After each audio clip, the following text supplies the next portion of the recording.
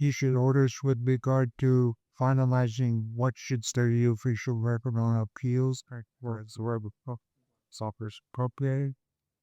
And we have on calendar two separate things actually, which is the motion speed issues as well as for argument on the appeal.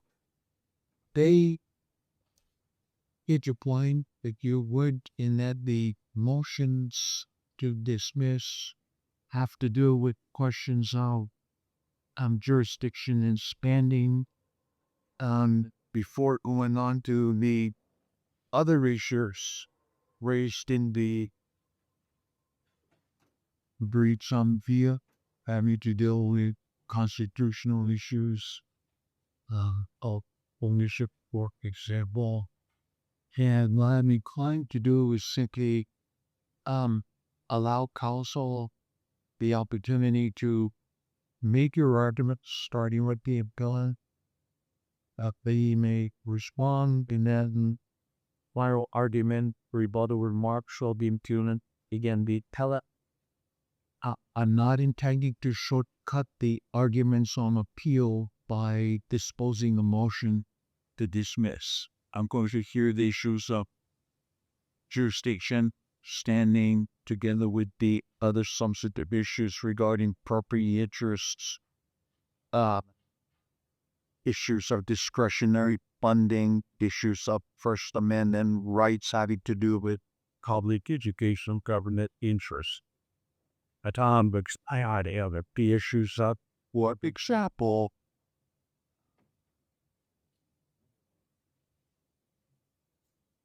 whether the franchise renewal proceeding is, look in this case,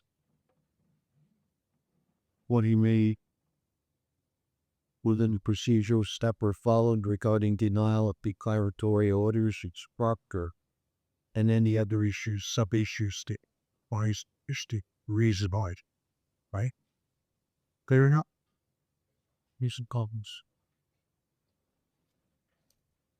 Over a piece of work. Akakū's keel, there, I know we have a lot of writing this is submitted, but I would like to highlight 6 main points in our arguments. First is that due process does require, as he's hearing, Akakū has standing and legal entitlement to a past case hearing. The statutory and regulatory framework supports intervention. In this case, the state improperly denied with sugar declaratory orders. The public interest favors Akakū's involvement. And the right definition and record evidence must be improper. Akakū's have got it all spread back conveyor. You prosecute our exterminate storage should backing that justice team. Our franchise removal was abruptly at night Akakū's guilty of arrest. Directors denial operation and refusal will be hearing dial of the legal process. And to emphasize, each arrest at 1-1 defines what constitutes case. So the applicant takes or did not take some action, or because the agency styles as receding as not in the cities. Akakū's one standing function at that access is the for outcome, which the state sees it been affirmed repeatedly for decades through but because of the close contacts, even though there is that 2014 DCCA better order. Here's Akakū a legitimate expectation and alliance interests that is protected by the due process clause. See if we accept the state's characterization or concession that Akakū's only contractually designation to the end of the year, which we don't accept. That is still a protected property interest, at least to the end of the year. Someone does not lack standing because at some point in the future, they might not have standing. Mootness only applies when a case is actually moot and no exception applies. Otherwise, it would get a tribunal unmettered discretion to decide who had access to a form. The lack of designations through the new process year arisen 2011 under HRS 0G 8.3 is not prevented the state from continuing the previous designation of Akakū, and that is the agency's own long-standing practice. Akakū is not designated itself.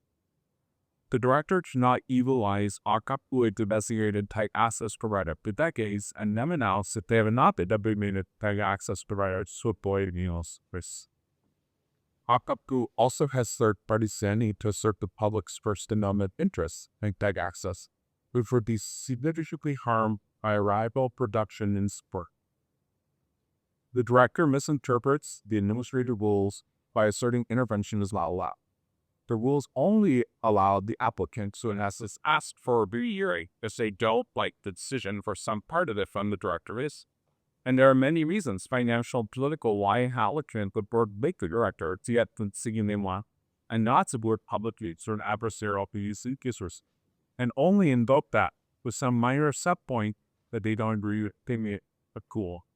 Akakū, on the other hand, will have a more difficult time overcoming bureaucratic momentum on unfavorable decision, as they were not all deemed that the agency would have to rely on like this. Shoot-based salmon prevention and yet birthday is the franchise renewal as a concrete and immediate impacts on its operations. The most important, if nothing else, is that employees will be on DOS. The states and the applicants try to treat this franchise renewal as a close directed services failed franchise stores. For pursuits of tissue for declaratory orders, Akakū sought a lawful and reasonable interpretation of how various federal and state laws and rules interact that would affect its status, rights, and obligations. Now, she was arbitrary capricious, especially in light of the decision that occurred late last year in Kauai. The director's refusal to clarify his legal interpretations under 90 YD harms not only Akakū, broader public. Now, Akakū has a unique and irreplaceable role in serving Maui scholars. And like I nowadays when I try to explain this to other people, the Isi Sora North Kiade is no suicide. And even if you accepted the ABC story is there, in this context, there is no other entity somewhere else that would come in and you a software. In fact, as you look at PEG access organizations across the United States, it really is only in terms of necessity that the incumbent PEG provider has to be replaced. It's not because there's somebody else that wants to come and do it. And that is why the Supreme Court in the Manhattan decision said that a PEG designation is like monopoly. The state's argument that someone else could take over for Akakū fails to recognize the barriers entering startup costs of a self-made replacement Akakū nearly impossible. PEG access is a vital First Amendment role in public dispersing government transparency, local community-based news, and civic information, particularly in a media environment where Maui lacks any other collagen source. Hiding Akakū spending or limiting its operation to harm Maui's community assets and building information to affect civic engagement and other personal purposes. This is important to are not familiar with the local Indian news of Maui Dewey, which is precisely why Akakū's voice must be included in proceedings that affect its and the speaker. Mayor Scopalio Bars understood these needs, and that is the reason why our remote communities in Hana, Molokai, and Nai have cable access, and why there are PEG services provided in Aoniri. Akakū is Maui's PEG access provider must be encouraged to ensure franchise conditions do not undermine the essential services. Finally, the director's inclusion of a declaration by the Deputy Attorney General and appendices of additional documents was improper and contrary to HRS 9114 or Rule 72. It underscores, I think, most important fact that the director didn't actually read the petition to intervene before she made it. Including it as accruing to all of this additional information that we catch in the answering brief, the cry doctor would be able to ask for supplementation of the writers to write the report, write the complete information in the record, such as the fact that while Akakū does own the building it operates from, as the director required its use over 20 years ago, it also has to pay ground rents, a colder of the land, as well as do ordinary landlord activities such as maintenance on a gold bill. So this heading underscores the impropriety of benign petitions to intervene. It was actually not based on a thoughtful record and it's arbitrary and convenience. But we ask that issue not be, if this court isn't inclined to recommend that the court not being and so the director to make any decision about the petition should be. But to answer the legal question, that Akakū is entitled to intervene under the contested case, at least for the issues that Akakū wishes to raise within the application. Be current, adequate. Ouch. This court had let go briefly off air. Mr. Johnson, you have a very bad angle, and I appreciate it being out of the way back there. I beg your pardon, sir. Say that you have a very bad position and you're out of angle because you haven't. You position yourself up here. It'd be like a better angle to take a picture and capture video of the actual arguments in persons. Thank you, Your Honor. The only issue is that we have a table that is running outside, so it makes it hard to share. But thank you so much. You're welcome. Let's go back up. And I'll hear from Abilis.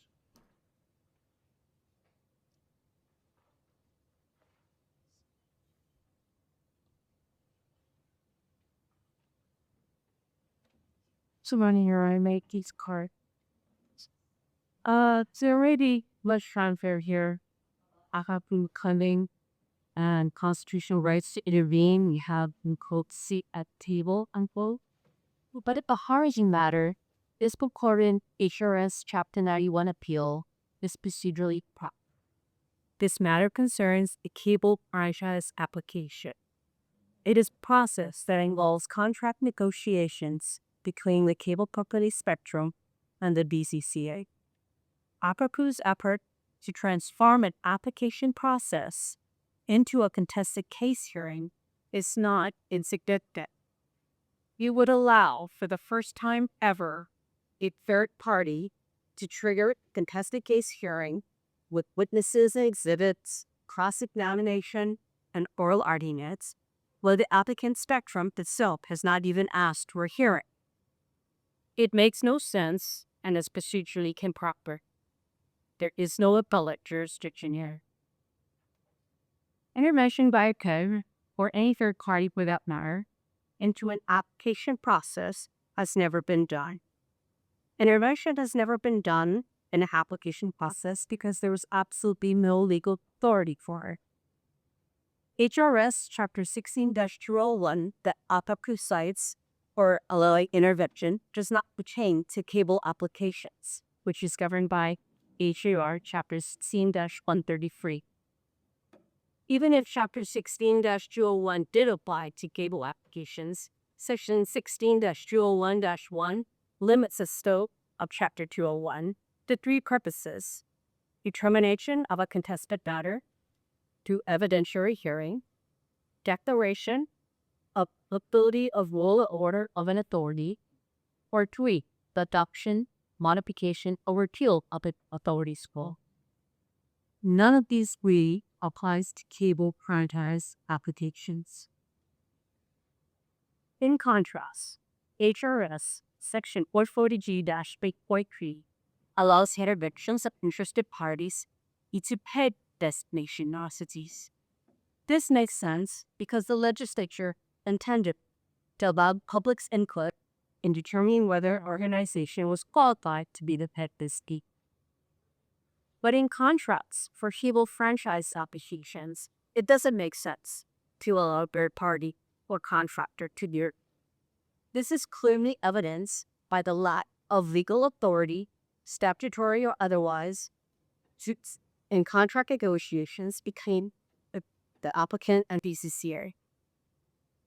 Third parties have no right to participate in negotiations between Spectrum and DCCA. The franchise agreement may span a period of 15 years, and Akakū has not yet even been approved to be the state designee on now, and has no contract beyond December 31st this year. It makes no sense to allow Akakū's equation to try to implement the terms of a 15-year franchise agreement.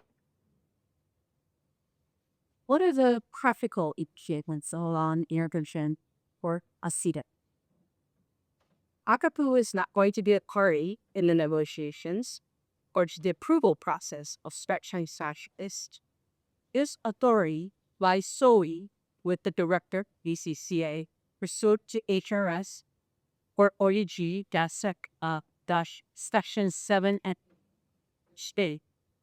The director shall approve in whole or in part, with or without issues, or deny. The director shall disempower to issue a cable franchise. Nowhere in the laws governing cable franchise allegations is a third party or PEG allowed to participate in the franchise approval process. As mentioned, there is no appellate jurisdiction here. There has been no contempt case hearing. Neither the HRS nor the HER require a contested case hearing prior to agency decision making. HRS 91-14 allows a person aggrieved by a final decision and order in a contested case to invoke fishing, but there has been none dissented in this situation. HAR Section 16-133-30 allows a director may, in her discretion, hold a hearing on the application to afford the public the opportunity to submit oral or written data, view, or arguments, but there is no requirement for a contested case hearing. There were also the public hearings in 2013, as well as a public meeting in December of 2024, in which Akakū's interests were aptly submitted. They presented oral as well as written testimony, and it was all considered by the director. Things that it has scammed. To participate in this case, Akakū was participated in this case to acquire standing challenge the decision part. But it requires a law in which both constitutional as well as statutory bodies.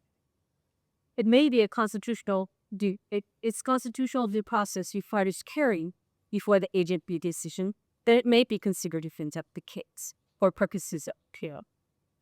But Akakū has failed to establish sufficient vested interests to win both due process protections.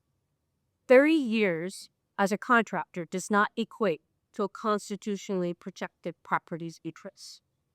Akakū has no legitimate claim of entitlement. It may have an expectation, but a unilateral expectation or abstract need or want is not the same as a legitimate claim of entitlement. The contracts which Akakū has signed and has signed for the past 30 years acknowledges that the director may terminate or convenience, whether it be for 60 or 120 days, they may terminate. As the Board of Regents versus Fra, the U.S. Supreme Court held that an assistant professor did not have the sufficient property interest in his position to warrant a hearing when he ever received fine to renew his contract. The right to renewal of contract is not guaranteed. Similarly here, Akakū's renewal of its contract is not guaranteed. HRS Core 40G is not required. A quantity for purpose in a case does not require a carry. It may be submitted to a cable advisory committee or bodies, but again, there is no hearing required. Akakū has no vested rights, vested property interests that triggers constitutional due process hearing. And because no hearing is required by law, there is no contested case to appeal from, and the appeal will be denied for lack of jurisdiction.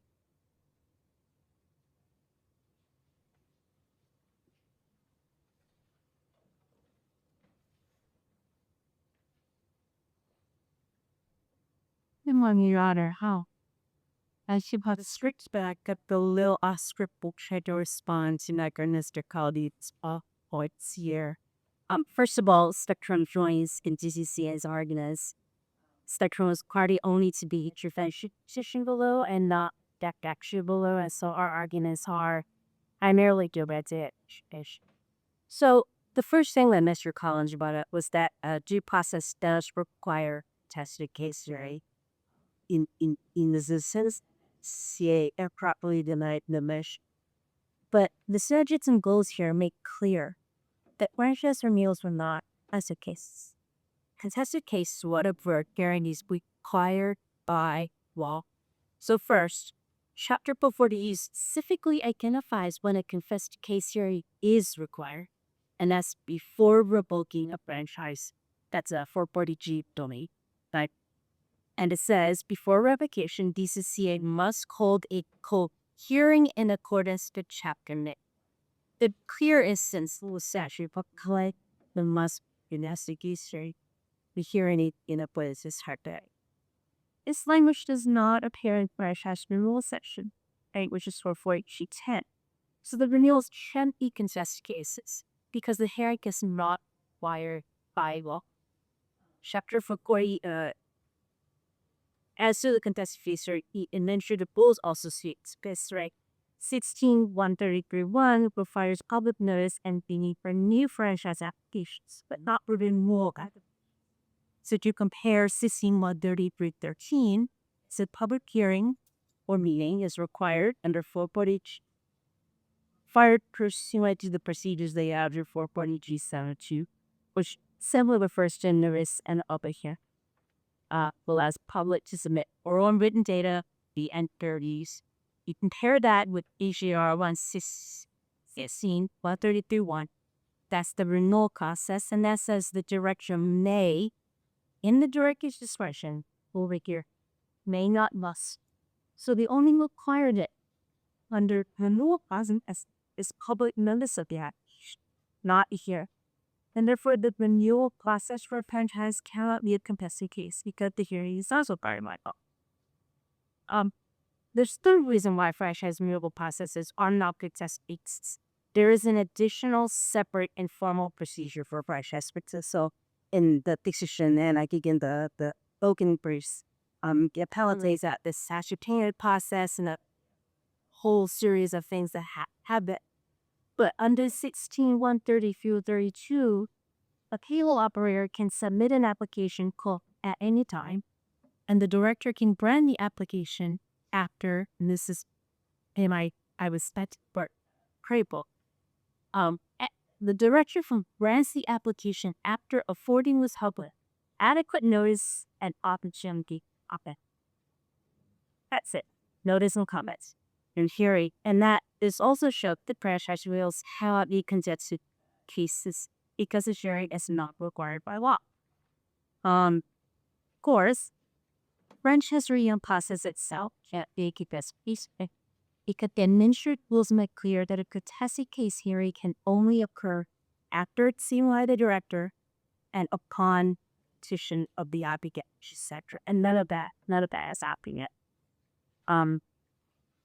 The bench notes. Mr. Collins raised the idea that there's protected property interests in these cases. And to me, that's a little bit of a sleight of hand, because you can move it both petition and the deck action. What Akakū is asking for is not the right to continue to exist. Well, nothing that goes on in Spectrum's crash has been goal directly targets these existence. What they're after is specific level of funding.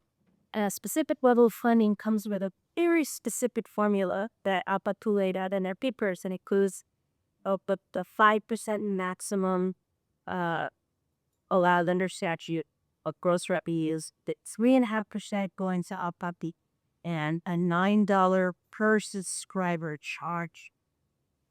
I would submit that there's nothing in the law that would allow Akakū to dictate the terms of the base fees. That is solely in the director's discretion. And so for Akakū to now sort of sideways again to protect continuity, so this is not actually correct. Akakū says it has was that they had a reliance interest in the contract, at least some protected property interest until the end of the. And as to the contract,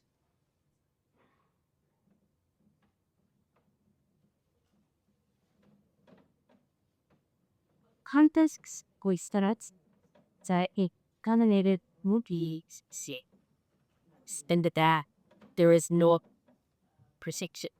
It's pues the census spread by changes of funding, but its own contract provides that if the existing cable franchise were to terminate, Akakū's contract would automatically terminate without no explicit contracts each section W. So contract can terminate with no notice. I would submit that that's also my protected property interest of an entire Akakū Shuji process here. And then close reset contract, I think DCCA did cover this. Executed during the pendency of this deal, Akakū expressly acknowledged and agreed that developments of federal law will affect states' ability to provide funding to get levels similar to these terms of Sweden.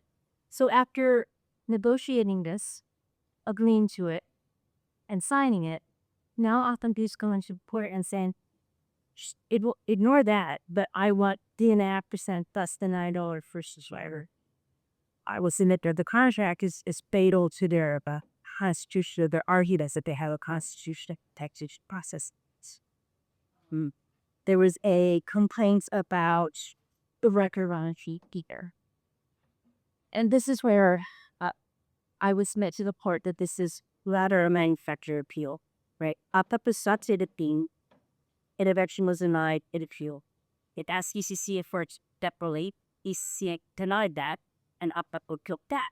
So the only record on appeal here really are the petitions, cabrites, and the DCCA's nether rulings. The franchise renewal documents simply are the Belkin, Spear Machine, or the Dekash. And as the court looks at the supplemental record on appeal and spemodies of the Staffet, court will see that testimony and all of the documents submitted as Akakū's requests don't speak to the issues of intervention at that action. So I will submit that the record on appeal arguments are also solicit. To the extent that Akakū is complained about the submission of documents and contracts that are publicly available on appers, we would request some comfort edition that suppers as cast date and the bill going you go.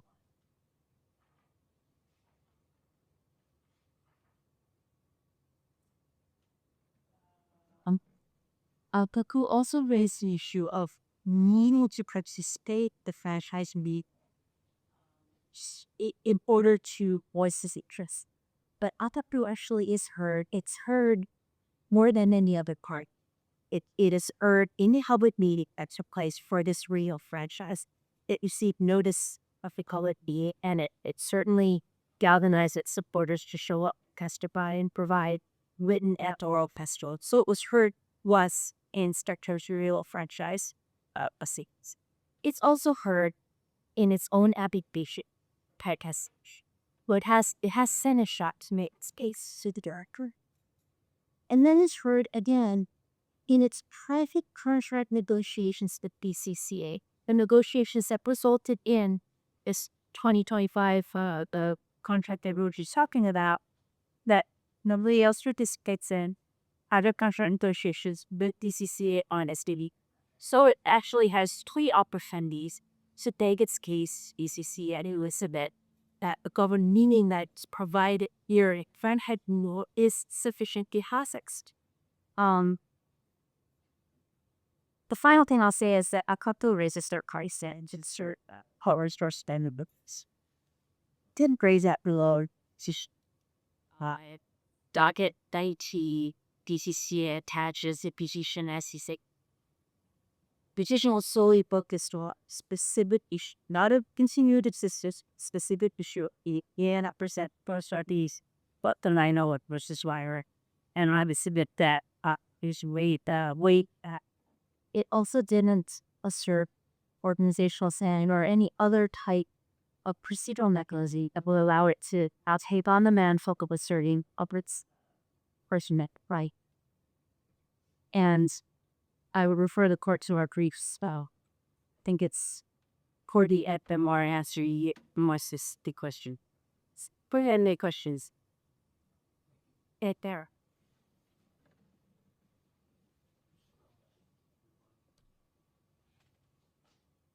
Thank you, Your Honor. I'll be brief.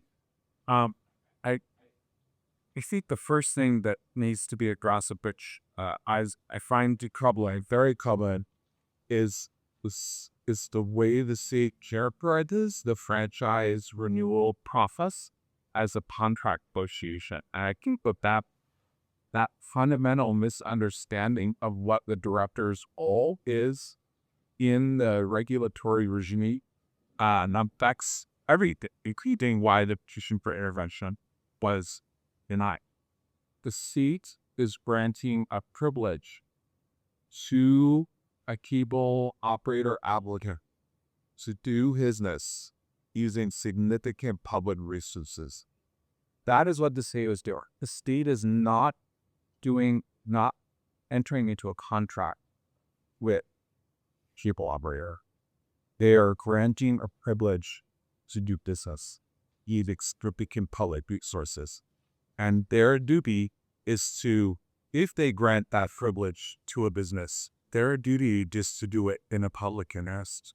So, the consequence of characterizing the power to grant this privilege to a business in the public interest as a contract negotiation completely has the director in the wrong frame of view, which underscores the reason why Akakū is needed to intervene, begin this proceeding to provide the director with a complete record so that the director has all of the information necessary to appropriately determine what the public interest is, including in the ways that it impacts Akakū's protected property interests.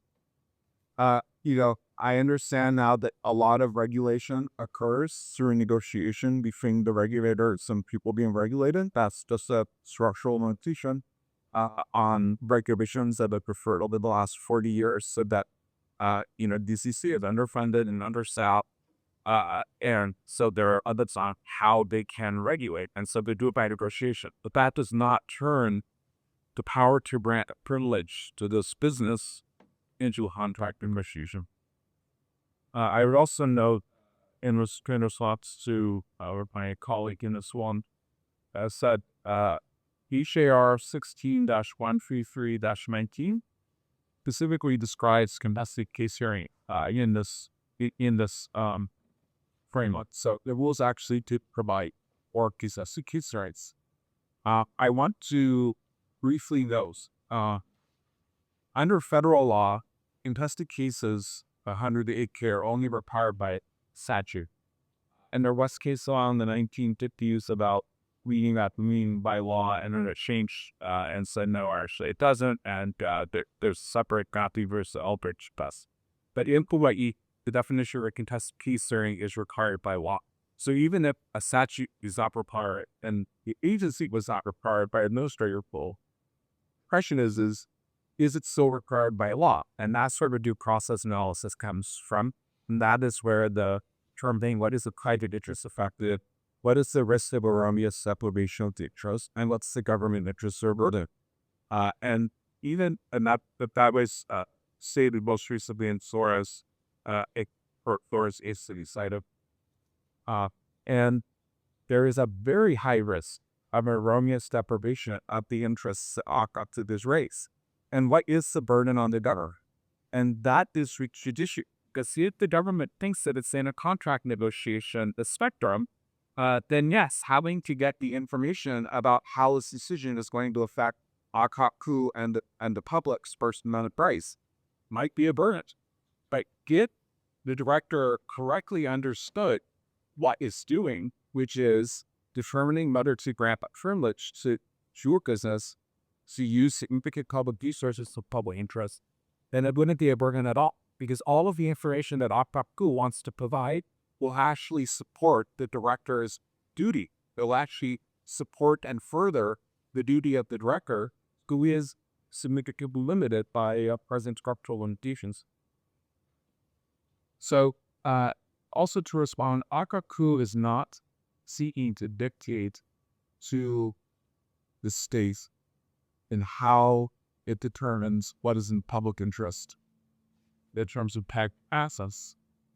Akakū wants complete record, and once a despondent decision was made, to be made a complete record according to law.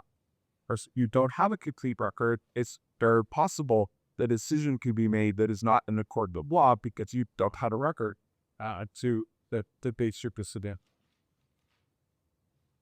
I also understand that both of my colleagues have raised that the contract, which is how the director characterizes its designation of Akakū presently, can be terminated with notice. But the director and the applicant are required under Hawaiʻi law to provide PEG assets. That is a requirement under state law, and for the franchise, it's also a requirement. It's not required by federal law. Federal law this allows states to determine whether there's PEG access, but state law and the franchise both require the director or the applicant provide PEG access. So let's follow this thought, sir. Let's say it decides to terminate, the director decides to terminate Akakū's designation without complying with 440G. That should be 23, but gives a notice as under the so-called contract. Okay? Who's going to provide the PEG access services? I mean, that's one of the limitations about this really overused metaphor of everything with the director is a contract negotiation or a contract, because you actually look at the obligations under law. It's not a contract. The designation is not a contract. The franchise is not a contract. They are required to provide PEG services. And while weaving in some theoretical sense, they can have this escape clause if by necessity they have to get rid of the PEG organization and they go to the de-designation or redesignation process. That they still have to provide the PEG services. They can't just cut Akakū out and say, well, we don't have a PEG provider, because the law requires them to provide PEG service. State law requires it, and the whole franchise is set up with respect to PEG access to provide PEG access. So this whole thing about Akakū being a contract, the franchise being a contract, it leads to absurd results that are contrary to state law. And finally, about the record on the field, Your Honor, I easily already ruled on this point, but to the extent that impacts our requests to strides and supplemental information is provided in answering brief. The franchise renewal process is the overall proceeding that Akakū at sea entered in that. So it would be appropriate to review or be appropriate to provide the court with preparatory to review the agency's action by determining whether intervention is appropriate based on what the underlying proceeding is. So if you don't have the application for renewal and all the other information that's in the file, that you wouldn't have the complete record to determine why the agency made the decision of fate. But the problem with adding documents to the answering brief, in addition to not allowing Akakū the opportunity, is arguments of explanation that apparently at some point, probably after they drive with efficient interview, but at some point the agency decided to include to justify the decision. That is something that should have been brought up under the process in Rule 72, so include it in the record if appropriate. But this goes back to the underlying problem of the denial, was that it very likely was not related to Mocha's in the position and was not actually based on a real record. It's summary denial, it was arbitrary, just contrary to law. And first, we again ask that this court does reverse it on not Vina, so them to have a second bite of the apple, but that the law is sufficient to justify referring based on the pen access issues about completer. And I would just end with, if we look at the national scene, you can see as Congress recently grants President's request to Remunerate funding for a national public radio and public broadcasting system. Stations in larger areas can survive with, a 20 or 30% budget cut. But the results of that is for national public radio and public broadcasting service is that many rural stations are going to disappear because you have to equal. So what the radio stations and C stations don't just operate on their own. You need to have people, and if you cut too far and you get to the bones, once you get to the bone, there's no more station. And so that is fundamentally the issue. Both that public is getting tossed at every level right now, and Akakū this will be that it has to perfected property interest based on the law, based on a set designation, to provide the records so that she can exercise her authority in a lawful way based on all of the possible available information. We're very fast. Thank you. Está argument on bill and on the motions to dismiss Kakui.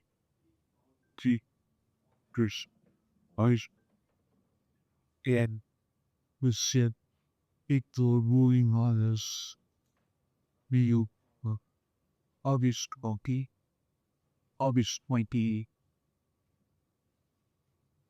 jury briefly hearing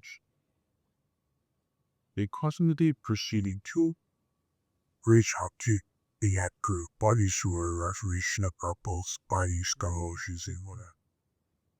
Thank you. That's all.